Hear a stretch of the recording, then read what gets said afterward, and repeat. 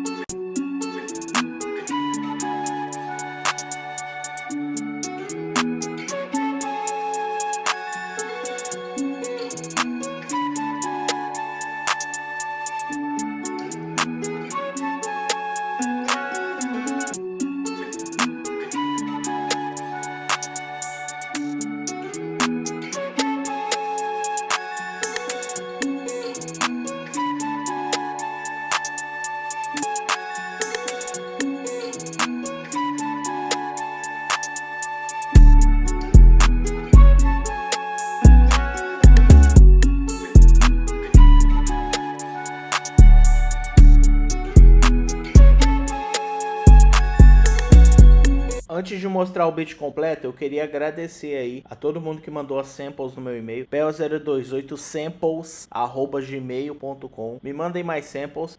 E cara, vocês viram o padrão aqui que essa sample foi enviada, tudo junto, depois as paradas separadas. Se possível, enviem assim, porque aí fica mais fácil de trabalhar.